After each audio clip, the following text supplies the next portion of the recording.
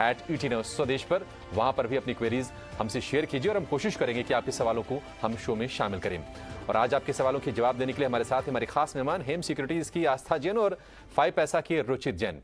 आस्था और रुचित, आप दोनों का बहुत शुक्रिया, स्वागत है ET9 स्वदेश पर। रुचित, पहला सवाल आपसे लेंगे। लगातार रिकॉर्ड ऊंचाई के बाद हम देख रहे हैं कि आज थोड़ा सा प्रॉफिट टेकिंग है। आप ये बताइए कि आपका व्यू क्या है? कल भी आपसे बातचीत हो रही थी, आप कह रहे थे कि शायद बाजार यहां से नीचे आ सकता है और फ्रेश लॉन्ग नहीं करने चाहिए।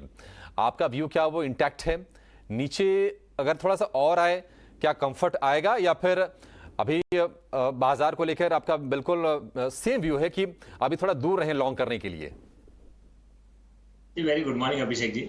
आई थिंक कल हमने जो बात की थी कि इंडेक्स पे जो मोमेंटम रीडिंग्स है रिसेंट अपमूव के बाद वो काफ़ी ओवरबॉट हो चुके हैं, क्योंकि हम 16,800 17,000 से ये तेज़ी की हमने शुरुआत की थी और 16,800 से लेकर 18,800 2,000 पॉइंट की तेज़ी में बिल्कुल भी हमने कोई सिग्निफिकेंट करेक्शन नहीं देखा है। तो काफ़ी ओवरबॉट रीडिंग्स है और यूजुअली ऐसे ओवरबॉट रीडिंग्स जब बात हो जाता है तो मार्केट को थोड़े कूल ऑफ की ज़रूरत रहती है।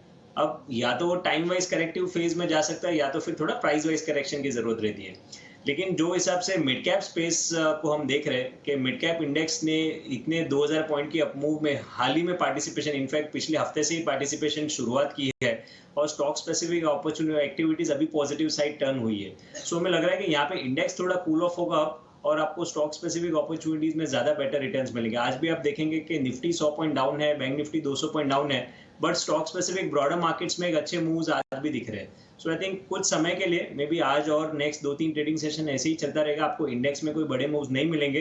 नीचे 18,630 के आसपास सपोर्ट लेने के लिए एक बार थोड़ा और करेक्शन आएगा, लेकिन स्टॉक स्पेसिफिक मूव्स आपको एक सेक्टर स्पेसिफिक या थीम बेस्ड अप्रोच आप रखेंगे तो बेहतर अपॉर्चुनिटीज मिलेगी। तो हमने हमारे क्लाइंट्स को भी यही सलाह दी कि आप इंडेक्स पे लॉन्ग पोजीशंस पे प्रॉफिट बुकिंग कर ले। यहाँ पे इंडेक्स में अभी ट्रेडिंग के शायद अभी शॉर्ट टर्म के लिए समय नहीं है, लेकिन स्टॉक स्पेसिफिक पे ध्यान शिफ्ट करें जहाँ पे आपको बेहतर रिटर्न्स मिल सकते हैं। ऑल राइट है, ठीक है। तो ये राय निफ्टी पर आपको दे दी गई है और स्टॉक स्पेसिफिक यहाँ पर आपको ज्यादा ध्यान रखने की जरूरत है। चलिए अब आगे बढ़ते हैं और सवाल जवाब का सिलसिला भी शुरू करते हैं। सवाल पूछने का तरीका लगातार आपके स्क्रीन पर फ्लैश हो ही रहा है। आप हमें फोन करके या फिर सोशल मीडिया हैंडल के जरिए अपने सवाल हम तक पहुंचा सकते हैं। और इस बीच पहले दर्शक भी हमारे साथ जुड़ चुके हैं कानपुर से। नमस्कार, पूछिए क्या सवाल है आपका?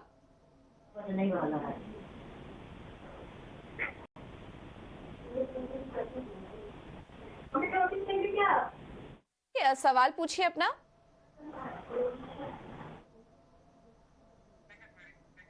चलिए इनसे संपर्क नहीं हो पा रहा है और हम दर्शकों से बार बार एक रिक्वेस्ट करते हैं कि टीवी का वॉल्यूम जरूर आप कम कर लीजिए जब भी आप अपना सवाल पूछे या जब भी आप कनेक्ट हो। चलिए इनके 2 सवाल हैं, एक एक करके शामिल कर लेते हैं। पहले तो सदर्न पेट्रो पर इनका सवाल है और ये स्टॉक इन्होंने करीब 1600 के शेयर्स इन्होंने 61 के भाव पर लिया हुआ है और काफी अच्छा मुनाफा हो रहा है। वो भी इस वजह से क्योंकि शेयरों की जो संख्या है वो काफी अच्छी है, लेकिन जो खरीद भाव है इनका उसी के आसपास स्टॉक इस वक्त कारोबार भी कर रहा है। करीब 67 के आसपास स्टॉक ट्रेड कर रहा है। 10,000 रुपए का इनको यहाँ पर प्रॉफिट भी हो रहा है। और टेक्निकल चेक ले लेते हैं यहाँ पर। रुचित, क्या करना चाहिए स्टॉक में? जो मुनाफा हो रहा है लेकर निकल जाए या बने रहे स्टॉक में? ये स्टॉक कैसा लगता है आपको? फिलहाल तो स्टॉक में बने रहने की सलाह रहेगी। हमने देखा है कि रिसेंटली एक अच्छे high top high bottom structure form हुआ और काफी लंबे समय से ऑलरेडी स्टॉक एक कंसोलिडेशन फेज में था जिसका ब्रेकआउट अब देखने मिला है। अब स्टॉक का जो सपोर्ट बेस है वो भी 63 के आसपास शिफ्ट हो गया, जो इनके कॉस्ट प्राइस से ऊपर है। सो आई थिंक यहाँ पे अगर कुछ डिक्लाइन भी आता है तो ये 63 का स्टॉप लॉस रख सकते हैं कि इनकेस अगर कुछ रिवर्सल हुआ तो इनको लॉस में एग्जिट ना करना पड़े। और हायर लेवल्स पे 76 75 ये रेंज आप एक्सपेक्ट कर सकते हैं। तो रिस्क रिवॉर्ड रेशियो ज्यादा फेवरेबल है स्टॉक को होल्ड करने में। 63 का स्टॉप लॉस रख के स्टॉक में बने रहे, 75 तक के आसपास के टारगेट्स के लिए।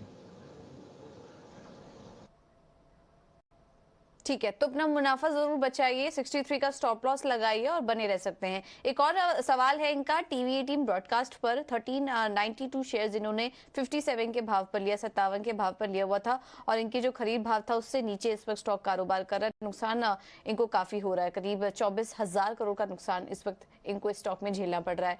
आस्था, आप सजेस्ट करिए, टीवी 18 ब्रॉडकास्ट क्या कमजोरी और दिखाई दे रही है या फिर यहाँ से कुछ रिकवरी के आसार नजर आ रहे हैं? बने रहना चाहिए शेयर में?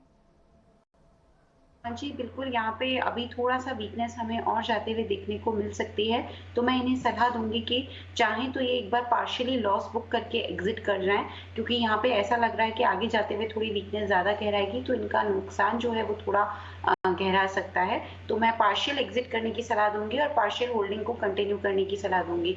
अब ये जो पार्शियल एग्ज़िट कर रहे हैं, उसकी जगह ये क्या खरीद सकते हैं? तो देखिए मुझे अभी भी भारती एयरटेल इन स्तरों पे भी काफ़ी ज़्यादा पसंद आता है और मैं इनको सलाह दूँगी कि लॉन्ग टर्म के हिसाब से एक पोज़ीशन क्रिएट कर सकते हैं। इसमें 930, 950 के टारगेट्स भी हमें आने वाले दिनों में देखने को मिल सकते हैं, तो पार्शियली एग्ज़िट करके भारती एयरटेल खरीदें। भारतीय पर भरोसा है, आस्था को। चलेंगे पटना, वहां से रणजीत हमारे साथ हैं फोन लाइन पर। रणजीत जी नमस्कार, पूछिए कौन सा शेयर है आपके पास और क्या सलाह चाहिए? सर जी, मेरे पास लुपिन है 1050 पे 100 पीस और एक 1050 एनएमडीसी है 101 रुपए पे 100 पीस। 101 रुपए पर 100 शेयर है एनएमडीसी के, 1050 रुपए पर 100 शेयर हैं लुपिन लुपिन। के। एनएमडीसी से शुरुआत करते हैं, आस्था आपसे जवाब लेंगे। हम देखने के मेटल और माइनिंग में हाल फिलहाल हमने तेजी देखी है, और अगर हम एनएमडीसी की बात करें तो पिछले 15 दिन में हम देख रहे हैं कि अब ये शेयर ज़्यादातर सत्र में चलता हुआ ही दिखाई दिया है। प्रति शेयर करीब 20 रुपये के आसपास का मुनाफा हो रहा है। आपको क्या लगता है कि ये जो मुनाफा है अभी और बढ़ेगा शेयर में, और निवेशित रहना बेहतर है?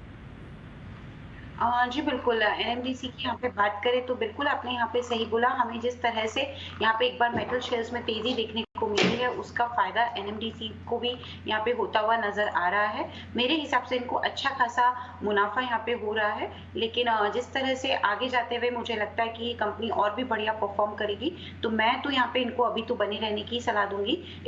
इसमें जो टारगेट रखा जा सकता है वो 130, 140 के आसपास रखा जा सकता है। देखिए, क्योंकि एनएमडीसी एक देखा जाए तो इंडिया की ही सबसे लार्जेस्ट आयरन और बेसिकली आयरन और माइनर है, और जिस तरह से यहाँ पे जो Q2 के रिजल्ट्स आए थे वो भी यहाँ पे ठीक ठाक थे, क्योंकि बहुत बढ़िया रिजल्ट्स तो नहीं कह सकते, लेकिन जिस तरह से आयरन और रियलाइजेशंस यहाँ पे कंपनी को हो रहे हैं उस हिसाब से रिजल्ट्स ठीक ठाक थे, तो उसी की वजह से हमें थोड़ा मुनाफा होता हुआ नजर आ रहा है। मैं अभी भी इनको बने रहने की सलाह दूंगी। 130, 135 तक के टारगेट्स हमें ये काउंटर दिखा सकता है।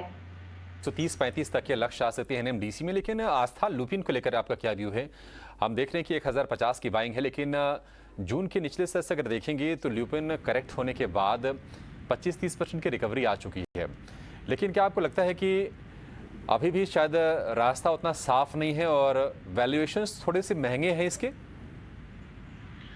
देखिए, वैल्यूएशंस महंगे हैं, लेकिन अभिषेक जी एक जो हमने चीज़ देखी है पूरे फार्मा पैक में कि यूएस जो बिजनेस है सभी ज़्यादातर फार्मा कंपनियों का इस क्वार्टर का इतना अच्छा नहीं रहा, लेकिन अगर मैं सिर्फ ल्यूपिन की बात करूं तो वहां पे यूएस का बिजनेस से इनको बढ़िया रिकवरी देखने को मिली है, जो कि एक मैं पॉजिटिव सिग्नल मानती हूं। और आगे जाते हुए जो इंडिया का बिजनेस है वहां पे भी हमें एक बढ़िया ग्रोथ देखने को मिलेगी। दूसरी तरफ अगर मैं मार्जिन की बात करूं तो मुझे लगता है कि मार्जिन भी यहाँ पे अच्छे खासे देखने को मिलेंगे, क्योंकि जो इनका प्रोडक्ट मिक्स है वो काफ़ी ज़्यादा बढ़िया लगता है, और जो इनका की रॉ मटेरियल था उसमें भी करेक्शन हुआ है, तो इनपुट कॉस्ट आगे जाते हुए थमने के जो बढ़ रही थी, जो सभी कंपनियों के लिए सरदर्द बनी हुई थी, वो भी यहाँ पे हमें थोड़ी म्यूट होती हुई नजर आएगी। तो मुझे लॉन्ग टर्म पर्सपेक्टिव हायर लगता है, और इसी वजह से मैं अभी इनको बने रहने की सलाह दूंगी, क्योंकि वैसे भी नुकसान हो रहा है तो एग्जिट करने का कोई यहाँ पे औचित्य नहीं है। अपनी पोजीशन पे बने रहे। मेरे को लगता है कि ये बिल्कुल कॉस्ट प्राइस जो 1000 के आसपास की है वो बिल्कुल इनको देखने को मिलेगी। समय सीमा 3 से 6 महीने रखिए।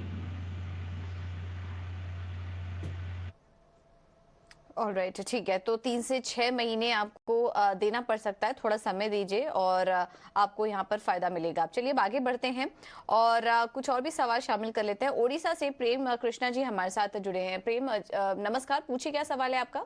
हेलो जी, सवाल पूछिए अपना सर।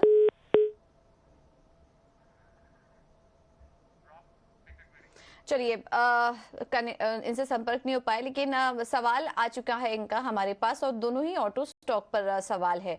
पहले तो अशोक लेलैंड पर एक बार सवाल देख लेते हैं। 200 शेयर्स इन्होंने 156 के लेवल पर लिया हुआ है।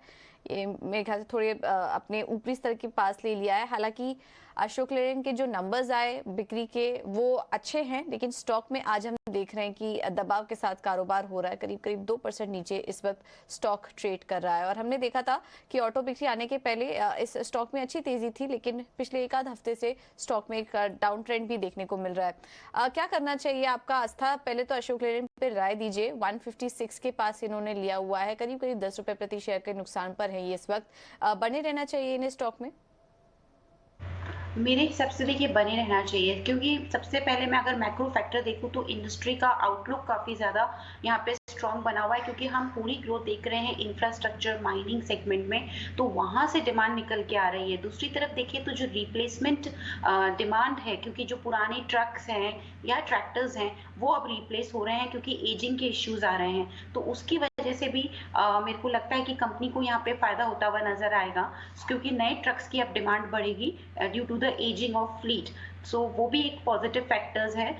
सो ऑल इन ऑल मुझे मैक्रो फैक्टर्स को अगर मैं यहाँ पे देखती हूँ तो मुझे लगता है कि कंपनी की जो ये ग्रोथ है ये आगे भी जारी रहेगी, दिक्कत आने वाली लगती नहीं है। हो सकता है शॉर्ट टर्म में थोड़ा बहुत ऊपर नीचे हो, बट लॉन्ग टर्म इंटैक्ट है। बने रहने की सलाह है। 3 से 6 महीने का पर्सपेक्टिव रखिए। 170 से 180 तक के भी लक्ष्य इसमें रखे जा सकते हैं। तो 3 से 6 महीने होल्ड करिए, 170 तक के लक्ष्य भी देखने को मिल सकते हैं।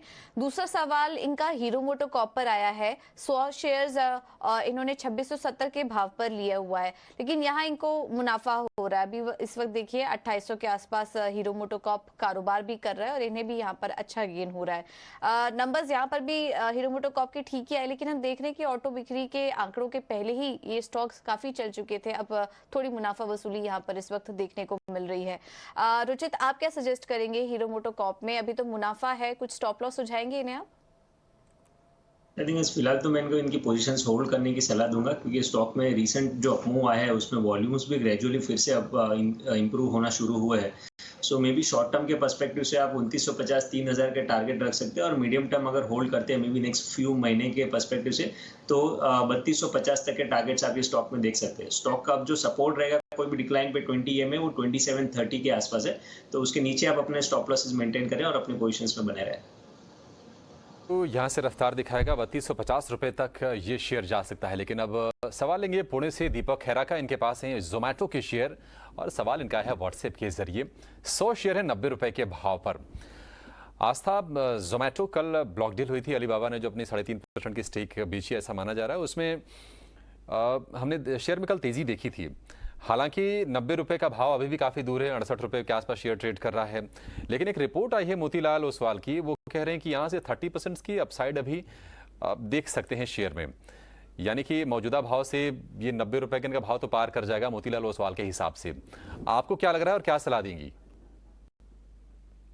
ये सबसे पहले मेरे हिसाब से लॉन्ग टर्म में अगर नजरिया है तो हो सकता है कि हमें इनकी कॉस्ट प्राइस देखने को मिले, क्योंकि 2-3 चीजें पॉजिटिव लगती है। सबसे पहले तो जो ये हाइपर प्योर बिजनेस जो ये इन्होंने किया है वो मुझे लगता है कि वहां पे बहुत बढ़िया ग्रोथ हमें देखने को मिलेगी, और ये जो ग्रोथ है ये लगभग जो हमारा एक अनुमान है वो 20% से भी ज्यादा आ सकती है आने वाले समय में।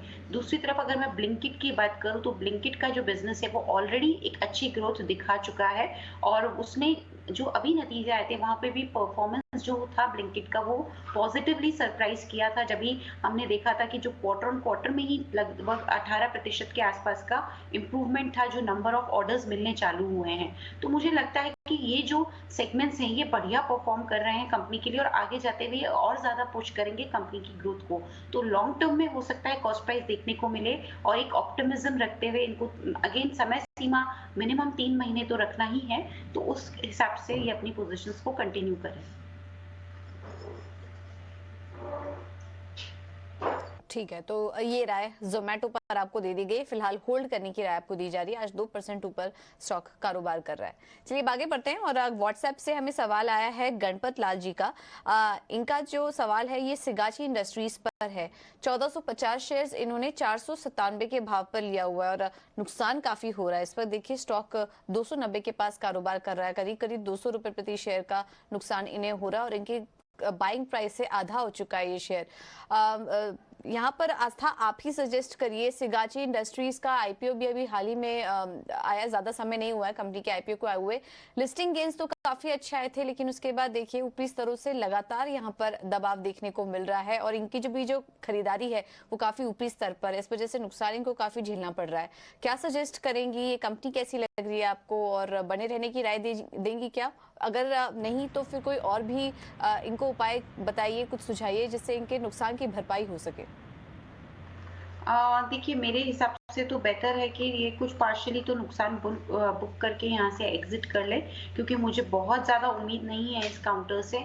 और मैं यहाँ पे जिस तरह से मैंने पहले भी सजेस्ट किया, एयरटेल मुझे काफ़ी ज़्यादा पसंद आता है। इनफैक्ट अभी एल&टी भी मुझे ऑफ लेट काफ़ी अच्छा लग रहा है, ऑल्दो ये अपने हाइस पे चल रहा है, बट मेरे हिसाब से और भी अपसाइड पोटेंशियल बाकी है एल&टी में 2200-2300 तक के आसपास का, तो वहां पे एक नजर बनाई जा सकती है। एयरटेल की बात करें तो इनकी कॉस्ट प्राइस जो भी है उसी टिकट साइज के आसपास का वो स्टॉक रहेगा, थोड़ा बहुत ऊपर नीचे है, तो वहां पे एक खरीदारी करें। पर मैं इनको अभी तो यहाँ से निकलने की ही सलाह दूंगी। तो एग्जिट करा जा सकता है सिगाची में और खरीदा जा सकता है एयरटेल या फिर L&T.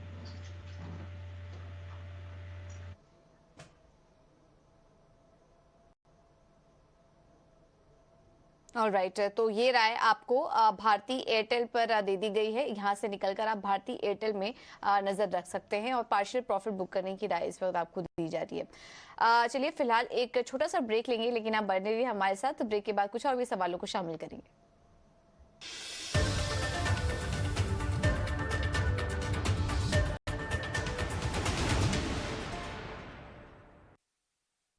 Co-powered by ArcelorMittal Nippon Steel India Limited, Smarter Steel's brighter future. ET Now स्वदेश पर अब है ना सिर्फ मार्केट की बारीकियां, बल्कि है कमाई का भी अच्छा मौका।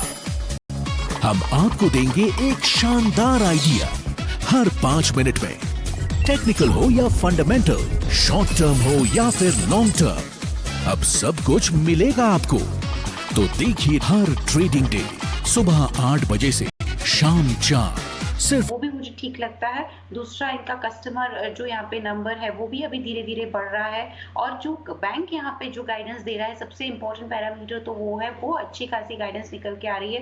क्योंकि एडवांस और डिपॉजिट जो किसी भी बैंक के मेन बिजनेसेस रहते हैं, वहाँ पे गाइडेंस जो बैंक दे रहा है वो दे रहा है कि 20 से 21% की ईयर ऑन ईयर ग्रोथ हमें देखने को मिल सकती है, क्योंकि रिटेल सेगमेंट में अब ये लोग पूरा फोकस कर रहे हैं। और क्रेडिट ग्रोथ भी यहाँ पे हमको अच्छी खासी होती हुई उसकी वजह से नजर आएगी। सो ऑल एंड ऑल मेरे हिसाब से अभी खराब फेज है, लेकिन लॉन्ग टर्म प्रोस्पेक्ट्स अच्छे लगते हैं, और इसलिए मैं अभी इनको बिल्कुल बने रहने की यहाँ पे सलाह दूंगी। लॉन्ग टर्म में बढ़िया गेन होते हुए नजर आ सकते हैं इस काउंटर पे। ठीक है, तो बने रहने की राय, बंधन बैंक में लॉन्ग टर्म में अच्छे गेन्स देखने को मिल सकते हैं। चलिए अब इंदौर से हमारे साथ अरविंद जुड़ चुके हैं। अरविंद नमस्कार।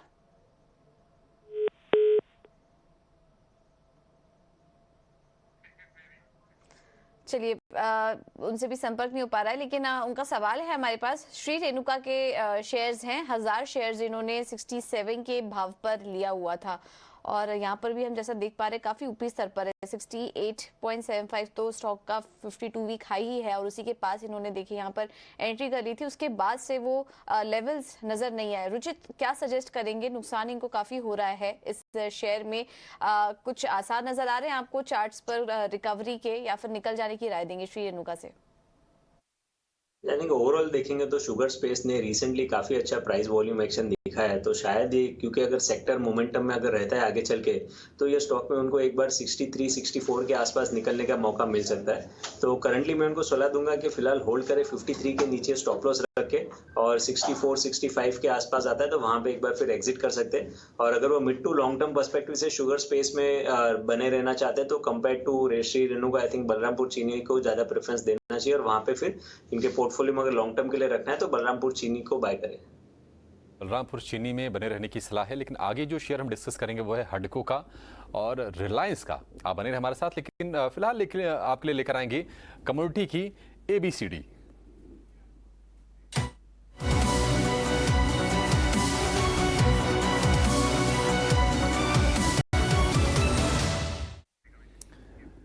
कमोडिटी की ABCD आपको जागरूक करने के लिए, आपको बाजार में पैसे कमाने के मौके बताने के लिए विश्वमोहन रोज हमारे साथ जुड़ते हैं और आज भी जुड़ गए हैं। विश्वमोहन, बताइए आज क्या सिखा रहे हैं आप, टॉपिक क्या है आज का? देखिए, आज हम ऑप्शंस की बात करने वाले हैं क्योंकि कमोडिटी में जिस तरह की वॉलेटिलिटी बढ़ गई है और खास करके जिस तरह की लिक्विडिटी आ गई है, क्रूड हो या गोल्ड मिनी हो या सिल्वर का बेस कॉन्ट्रैक्ट है, वहाँ के ऑप्शंस में ज़बरदस्त वॉल्यूम देखने को मिल रहा है। तो ऐसे में ऑप्शंस को समझना बेहद ज़रूरी है। तो क्या करना है, सबसे पहले समझे कि तेज़ी मंदी में आपको क्या करना है। अगर तेज़ी की उम्मीद है तो आप या तो कॉल खरीद लें या फिर कॉल की पुट की राइटिंग या पुट सेल करें। वहीं अगर आपको लग रहा है कि नहीं बाजार में गिरावट आने वाली है तो आप पुट खरीदें या फिर कॉल को बेच देंगे या कॉल राइटिंग करें। अब होता क्या है कि अलग अलग प्राइसेस जो भी इंस्ट्रूमेंट, मान लीजिए आप गोल्ड खरीद रहे हैं, गोल्ड अगर 50,000 का उसका अंडरलाइंग प्राइस है तो उसके अलग अलग स्ट्राइक पे वहाँ पे एक 100 रुपए के फर्क पर आपको 100 रुपए के इंटरवल पे आपको अलग अलग स्ट्राइक के प्रीमियम होंगे। तो वो प्रीमियम अगर आप बायर है तो आपको बाई करना है। तो अगर आप ऑप्शंस राइटर है तो आपके लिए जो जोखिम होगा वो आपके लिए पूरा मार्जिन होगा जैसे फ्यूचर्स में होता है। लेकिन सिर्फ बायर है तो आपके लिए मुनाफे की तो असीमित संभावना रहेगी, लेकिन आपके लिए सिर्फ प्रीमियम देना पड़ेगा। लेकिन प्रीमियम का भाव किन किन चीज़ों पे सबसे ज़्यादा असर होता है ये जानना बहुत ज़रूरी है। सबसे ज़्यादा असर होता है कि जो आपका जो अंडरलाइंग स्टॉक है या कमोडिटी है, मान लीजिए गोल्ड आपका अंडरलाइंग है और आप गोल्ड के ऑप्शंस में ट्रेड कर रहे हैं, तो गोल्ड के भाव में किस तरह की चाल रहती है वो उसका असर सबसे ज़्यादा रहता है। गोल्ड का भाव अगर आप इन द मनी ले रहे हैं तो हो सकता है कि इन द मनी रहने पर इसकी इंट्रिंसिक वैल्यू एक्सपायरी तक भी बनी रहेगी, तो उसके प्रीमियम कम तेज़ी से गिरते हैं, कम तेज़ी से इरोड होते हैं। वहीं अगर आप आउट ऑफ मनी या एट द मनी लेते हैं तो एक्सपायरी जैसे जैसे नजदीक आएगी उस समय आपके प्रीमियम के भाव तेजी से गलने लगेंगे। तो ये आपको ध्यान में रखना होगा। साथ ही आपको यह भी देखना होगा कि टाइम वैल्यू क्या है, एक्सपायरी से और जब आपने खरीदा उसके बीच में कितना समय बचा हुआ है। तो जैसे जैसे आप एक्सपायरी के नजदीक जाते जाएंगे आपके प्रीमियम तेजी से कम होते जाएंगे। फिर आप आईवी जरूर देखें, इंप्लाइड वॉलेटिलिटी जो होती है वो, हालांकि इसके जो फॉर्मूला है वो ब्लैक शोल मेथड से कैलकुलेट की जाती है, वो काफ़ी कॉम्प्लिकेटेड है, लेकिन आपको बने बनाए आपको एक्सचेंज के वेबसाइट पर भी आपको दिख जाते हैं। तो आईवी देख लीजिए, आईवी जितना रहेगा उतनी आप समझिए कि आपके प्रीमियम काफ़ी उतार चढ़ाव रहेगा, तो उसमें आपको काम करने में मजा आएगा। तो इन कुछ चीज़ों का आप ध्यान रखेंगे तो ऑप्शंस के प्रीमियम को आप सही तरीके से एनालाइज कर पाएंगे और ऑप्शंस में बेहतर ट्रेड कर पाएंगे। कमोडिटी बाजार में कमाई के लिए ये जबरदस्त ऑप्शंस, इसकी पाठशाला विश्वमोहन ने आपको बताई, इसको यूज करके आप कैसे कमाई कर सकते हैं ये भी विश्वमोहन ने आपको बता दिया। लेकिन चलिए फिर से अगले दर्शक की तरफ बढ़ेंगे और पंजाब से पुरुषोत्तम जी हमारे साथ हैं फोन लाइन पर अगले सवाल के लिए। पुरुषोत्तम जी नमस्कार, पूछिए क्या है आपका सवाल? नमस्कार। हाँ जी सर, सवाल पूछिए अपना। हाँ, मेरा सवाल है जी, मैंने ट्राइडेंट के शेयर लिए हुए हैं, ट्राइडेंट कंपनी का। ठीक है, 55 शेयर आपके पास है? 100 शेयर है 55 में और 100 शेयर अच्छा, है ठीक है। और 36 रुपये 95 पैसे में। 100 शेयर है 55 पे और 100 शेयर उसके नीचे के भाव पर थोड़े से हैं। ठीक है, 37 रुपए के आसपास ये शेयर ट्रेड कर रहा है। आस्था, ट्राइडेंट, क्या रीजन है कि स्टॉक इतनी ज्यादा करेक्ट होने के बाद अब वो तेजी शायद दिख नहीं रही है जो तेजी हमने लास्ट ईयर देखा? लगातार इसमें अपर सर्किट लगे, 65 रुपए के आसपास तक शेयर गया, अब भाव आधा के आसपास रह गया है। प्रॉब्लम क्या है ट्राइडेंट में और इस सेक्टर से जुड़ी बाकी कंपनियों के लिए आप क्या सलाह देंगी?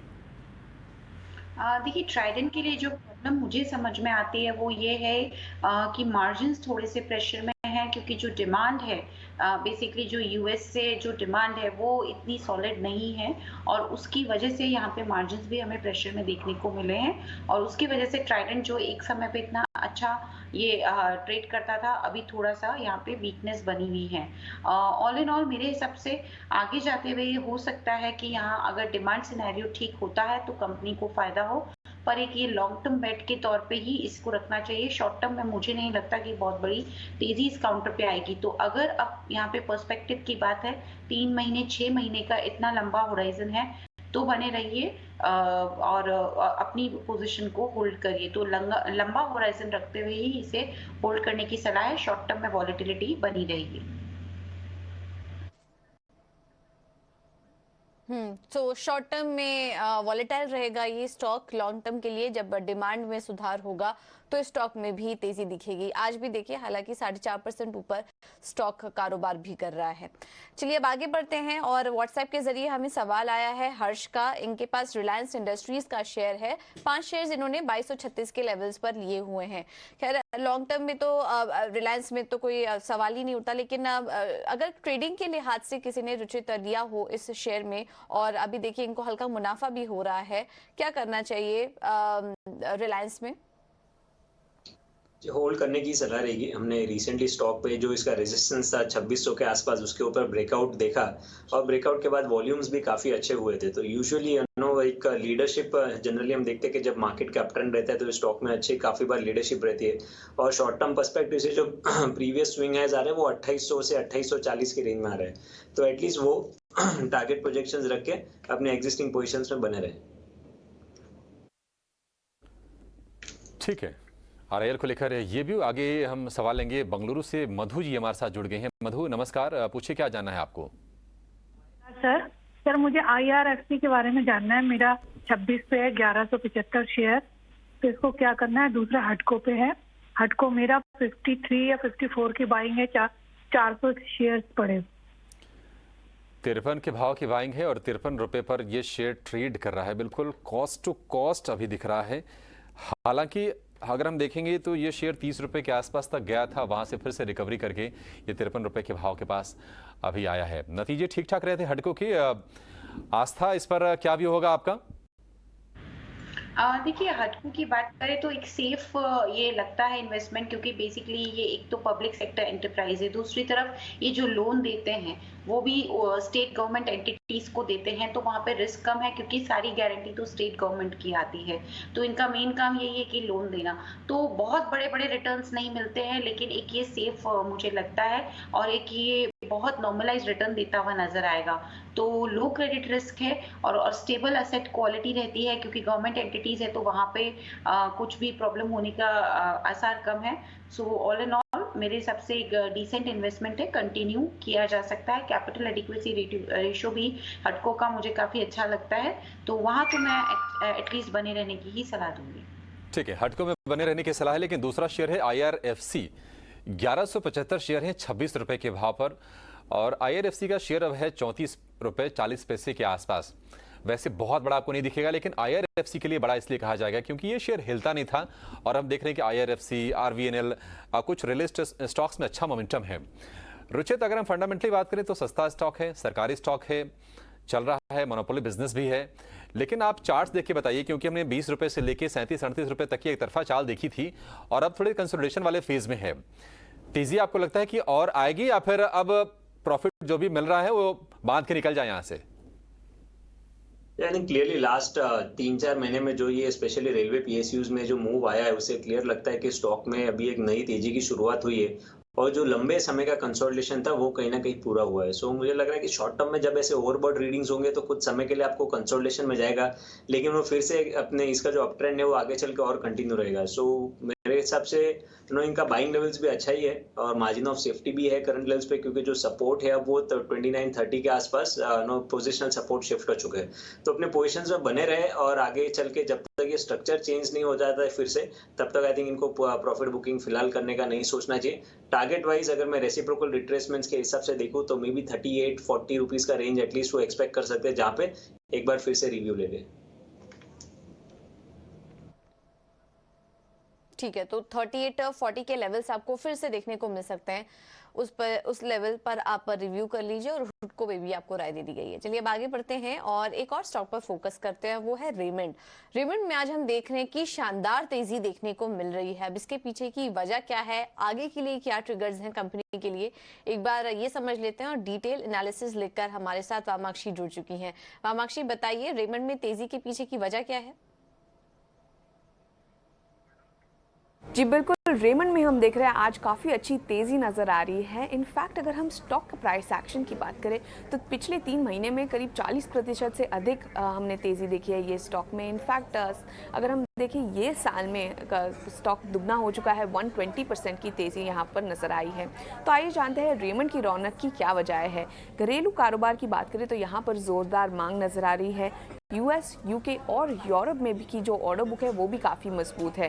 कर्ज घटाने पर कंपनी फोकस ज़रूर कर रही है और साथ ही साथ ऑपरेटिंग कॉस्ट पर कंट्रोल के चलते प्री कोविड स्तर से खर्चा करीब 350 से 400 करोड़ तक घटा है। रियल एस्टेट कारोबार भी इनका नया ग्रोथ इंजन बनकर उभर रहा है।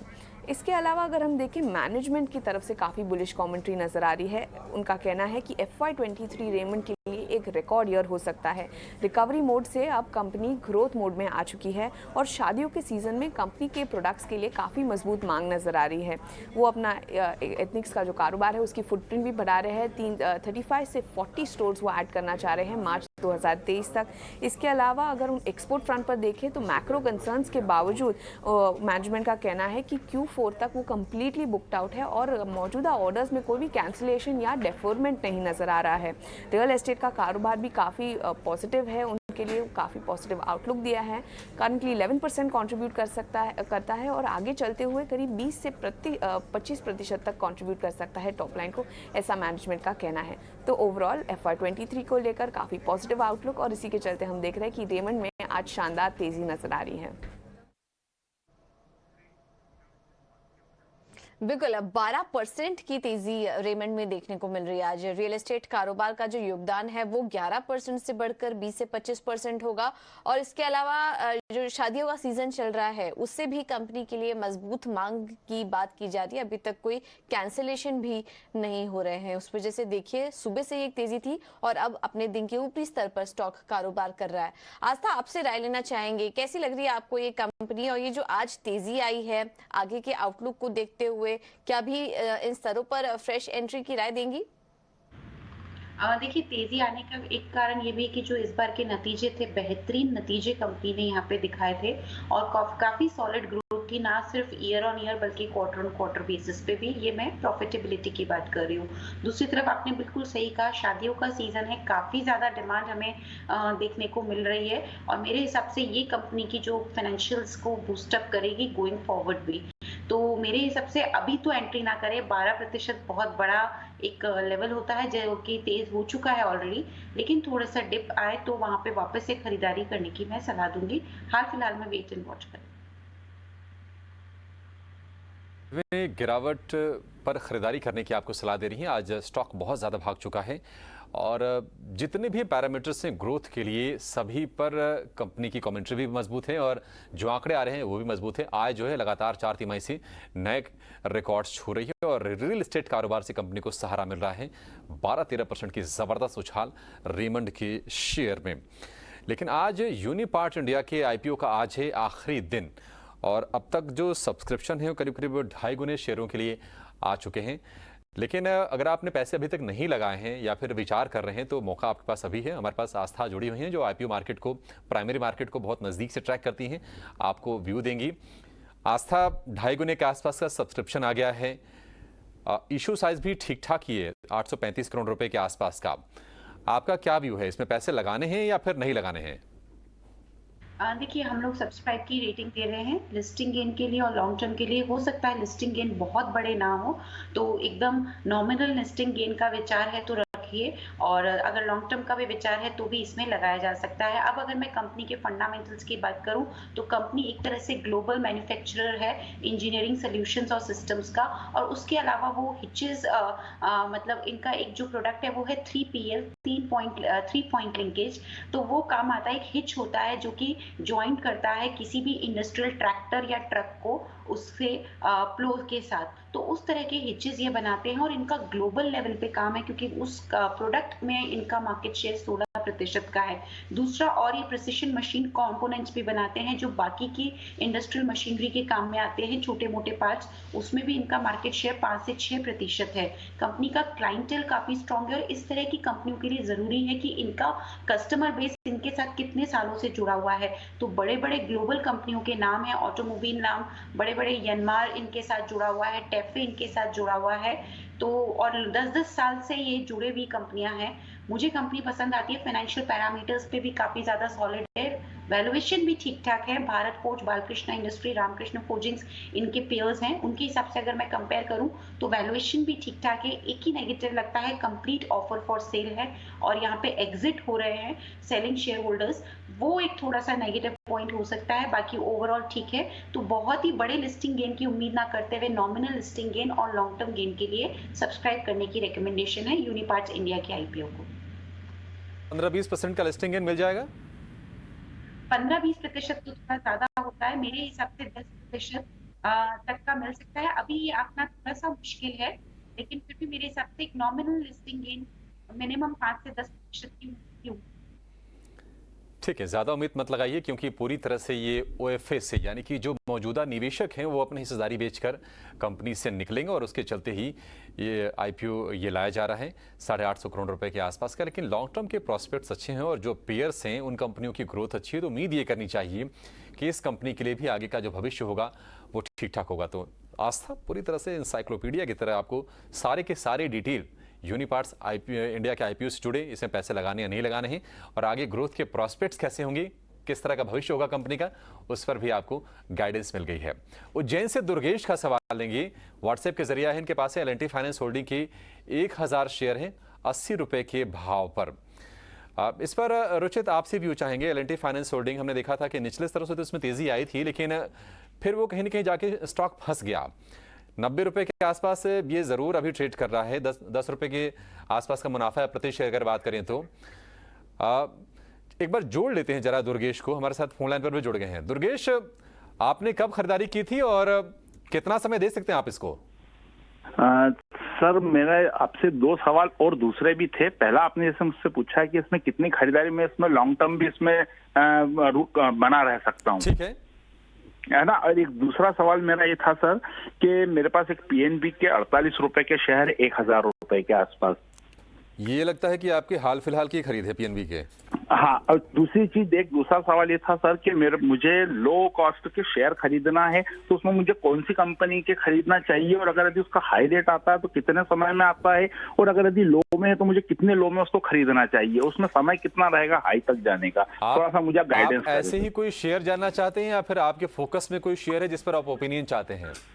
सर, मेरे पास में फोकस में नहीं है, मुझे अभी नया परचेस करना है, तो मुझे कौन सी कंपनी के लो अमाउंट के शेयर करूं और अगर हाई जाएगा तो दुर्गेश जी, आपको मैं बताना चाहता हूं, देखिए एक्चुअली बाजार में जो भी लोग आते हैं सबका पर्सपेक्टिव यही होता है कि कम दाम पे खरीदें और ज्यादा दाम पे उसको बेचें। सिंपल सा फॉर्मूला होता है। लेकिन होता क्या है कि लोग कई बार ना कम वैल्यू वाले, कम भाव वाले शेयर खोजते हैं कि अच्छा 15-20 वाला शेयर हो 30 रुपए पे चला जाए, लेकिन ये सही तरीका नहीं है। दरअसल आपको ये देखना चाहिए कि वैल्यूएशन कहां पर, कौन से स्टॉक जो अपने भाव के हिसाब से, अपनी वैल्यू के हिसाब से सस्ते हैं और वहां पर पोटेंशियल बन रही है, तो वो शेयर जानते हैं आपके लिए। ऐसे खोजना आई थिंक ये ठीक स्ट्रेटजी नहीं है। कई बार पैसे बन जाते हैं लेकिन नुकसान की आशंका उतनी ही रहती है। पहले एल&टी फाइनेंस पर हम राय लेंगे रुचित आपसे। आप इसके जरा चार्ट देख के बताइए कि इनको क्या करना चाहिए। एल&टी फाइनेंस में बिल्कुल होल्ड करने की सलाह रहेगी। स्टॉक में पिछले कुछ दिनों में अच्छा वॉल्यूम पिकअप हुआ है और इनफैक्ट मैं जस्ट एक डिस्क्लोजर दे दूं कि ये स्टॉक हमने हमारे क्लाइंट्स को भी पिछले हफ्ते में रेकमेंड किया था और आपके चैनल पे भी ये रिकमेंडेशन मैंने बाय साइड में दे दी। तो यहाँ पे व्यू पॉजिटिव है। शॉर्ट टर्म के 94 के टारगेट्स है, लेकिन क्योंकि इनके लॉन्ग टर्म का नजरिया है तो एटलीस्ट 108 के टारगेट्स रख के फिलहाल होल्ड करें। जब भी 108 के आसपास आता है तो वहां पे स्टॉक को फिर से रिव्यू करें। बट चार्ट स्ट्रक्चर तो काफी पॉजिटिव है अगर मैं वीकली मंथली चार्ट पे देखो तो। ठीक है, चार्ट स्ट्रक्चर पॉजिटिव है। 108 रुपए के टारगेट के लिए फिलहाल इसको होल्ड करने की सलाह है। आस्था, आपके पास आएंगी। पीएनबी एक अद्भुत तेजी हम कहेंगे बैंकिंग स्टॉक्स में, और हम देख रहे हैं कि पीएनबी चला नहीं था। मिड कैप में तो बहुत ही जबरदस्त आउट परफॉर्मेंस आई है सरकारी बैंकों की बात करें तो, लेकिन पीएनबी अब 55-60 रुपए के आसपास जाने के बाद हम देख रहे हैं कि अब थोड़ा सा थकता हुआ सा लग रहा है ये। आप ये बताइए कि पीएनबी में अभी बने रहें या फिर यहां से मुनाफा वसूली कर लें। और दूसरा, आप इस सवाल का भी जवाब दीजिएगा कि कोई सस्ता वाला शेयर बताइए जो इनको बड़ा वाला मुनाफा दे दे। देखिए, ये सिर्फ एक साइकोलॉजिकल इफेक्ट क्रिएट करती है जो टिकट साइज होती है यानी कि इश्यू प्राइस। लेकिन अगर ओवरऑल देखें तो कोई फर्क नहीं पड़ता। बड़ी टिकट साइज के शेयर्स भी अच्छा रिटर्न देके रखते हैं। तो आप इन्वेस्टमेंट का अगर अमाउंट फिक्स है कि मुझे 1 लाख ही लगाना है तो नंबर ऑफ शेयर्स कम हो जाएंगे, बड़ी टिकट साइज का रहेगा, बस इतना ही फर्क आता है। और छोटी टिकट साइज का रहेगा तो नंबर ऑफ शेयर्स बढ़ जाएंगे। सबसे पहले मैं पीएनबी की यहाँ पे क्वेरी को एड्रेस करना चाहूंगी। देखिए, पीएनबी की बात करें तो इसकी वैल्यूएशन सबसे सबसे ज्यादा रीजनेबल थे कंपेयर टू, मैं अदर PSU बैंक्स की बात करूं। कंपनी ने अभी मेरा मतलब है बैंक ने अभी थोड़ा सा इंप्रूवमेंट दिखाना चालू किया है। Return on asset, return on equity पे थोड़ा सा इंप्रूवमेंट हमें देखने को मिल रहा है, और बैलेंस शीट में भी इनकी थोड़ा सा हमने देखा है इंप्रूवमेंट हुआ है, क्योंकि कैपिटल रेशियोज भी इनके ठीक ठाक हुए हैं।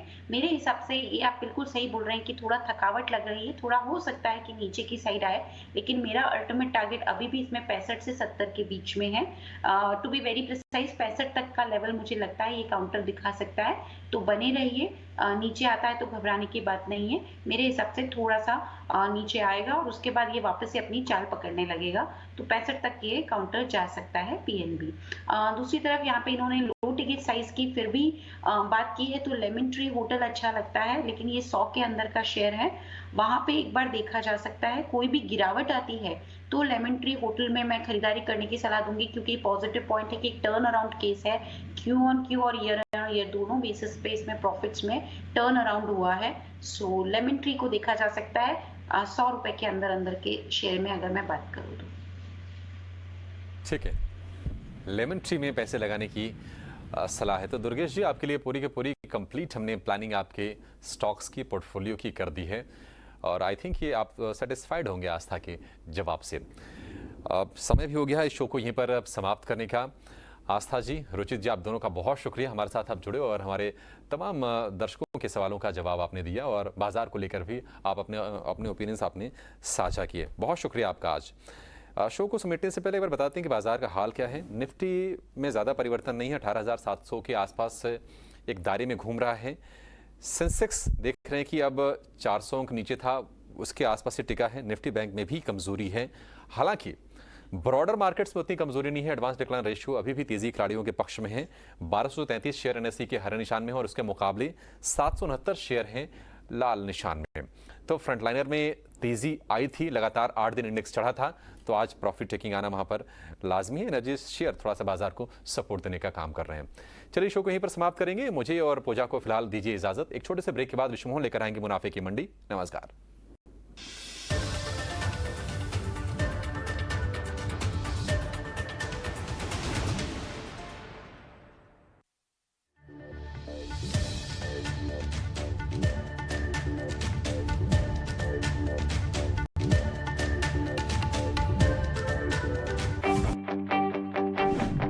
स्टॉक मार्केट में पोर्टफोलियो बनाना हो सकता है मुश्किलों से भरा। मार्केट का उतार चढ़ाव आपको कर सकता है कंफ्यूज। मार्केट में आज नीचे के लेवल से करीब 200 पॉइंट की रिकवरी आई। मैं अजय शर्मा आपको दूंगा सीधी और सटीक सलाह, जिससे आप बना सकेंगे अपना पोर्टफोलियो मजबूत। ईटी नाउ स्वदेश, बढ़ो देश के साथ। एक वक्त था जब हम घड़ी सिर्फ वक्त देखने के लिए खरीदते थे। आज धड़कनों का हिसाब भी घड़ी रखती है। फोन खरीदते थे कि अपनों से बात हो जाए, पर आज पूरी दुनिया फोन में रखते हैं। घड़ी हो या फोन, वक्त के साथ सब कुछ स्मार्ट हो गया है। और आपके घर खरीदने का डिसीजन, क्योंकि आप सिर्फ घर नहीं चुनते, आप चुनते हैं अच्छा आस पड़ोस, बेटर कनेक्टिविटी, बेटर कंस्ट्रक्शन, और सबसे ज्यादा जरूरी